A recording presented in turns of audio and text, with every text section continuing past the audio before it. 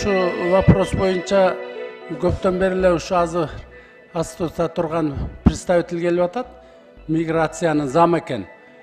Сизге суроо, эмне үчүн сиз келесиз? Начальнигиз барбы, жокпу? Салмасов начальник бар, жоқ.